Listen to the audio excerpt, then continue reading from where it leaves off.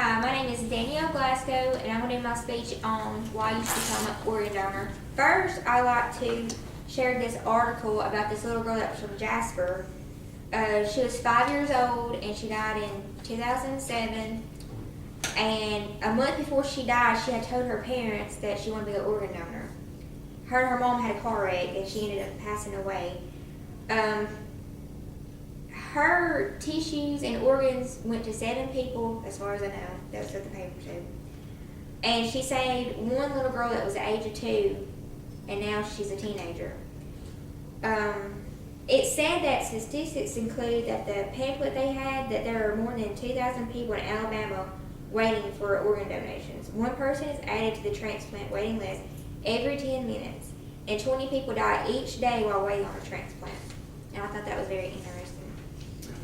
So is anyone here an organ donor or is not an organ donor? I'm an organ donor since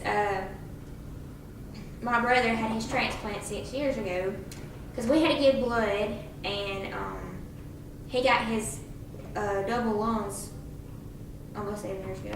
And his person that donated lungs has saved 5 or 6 people's lives. That's what his aunt had told us. I think that all people should consider themselves to be an organ donor, regardless of the age or health that you're in, or the race. No one is too old or too young to be a deceased donor, and most religions support donations. Even with an illness or a health condition, you may be able to donate your organs and tissues upon death. The doctors will examine your organs and determine whether they are suitable for donation. I know with my brother, they had to make sure that it fit the size of the lungs, and make sure the same blood type, make sure that the people weren't on drugs or nothing real bad or anything like that, because the doctors won't let you have it. And it took my brother 4 times to get his lungs. Newborns and senior citizens in their 90s have been organ donors. The health of your organs is more important than your age. Although most donations come from deceased donors, a few organs, a kidney, part of a liver, lung, pancreas, or intestines, and some tissues can be donated by living donors. Living donors most frequently donate a kidney. And usually with a kidney, like Courtney, she has 1 kidney. So she would have to, if her kidney went out, she would have to get another kidney.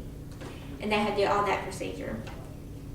Over 100,000 people in the U.S. are waiting for organ transplants. Unfortunately, many may never get the call saying they have a second chance to life.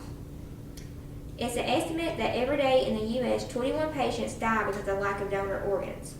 It can be hard to think about what's going to happen to your body after you die, let alone donating your organs and tissue. But being an organ donor is a generous and worthwhile decision that can be a lifesaver. People at the age of 18 and older can register to be an organ, eye, or 7 tissue donor. You can choose what you want to donate. You can also change your status at any time. In many states, people younger than 18 can also register, although their families will have the final say if the occasion arises for donation before they turn 18. It's important to consider becoming an organ donor if you belong to an ethnic minority.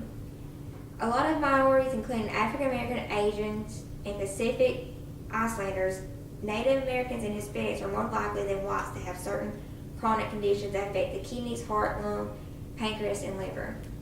Certain blood types are more common in ethnic minority populations. Matching blood type is usually necessary for transplants. The need for minority donor organs is especially high. Also, I know a lot of people are always questioning about, well, if you're rich, you're going to get a transplant for somebody else. That's not true.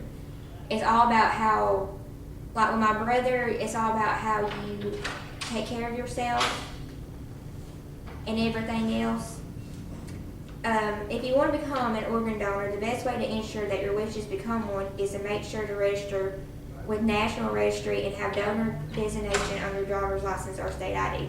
Like Carrie, for example, and with my driver's license, you had to tell them that you're still an organ donor. And like I know Carrie said that he didn't have the heart donor at all. You may include your wishes in your living will if you have one, but that might not be immediately available at the time of your death. Now that you have the facts, if you see that being an organ donor can make a big difference, and not just to one person. It matters to your whole family because you can save a bunch of people's lives. By donating your organs after you die, you can save or improve as many as 50 lives. Many families say that knowing their loved one helped save other lives helped them cope with their loss. Thank you. That was very informative. Thank you. I used to have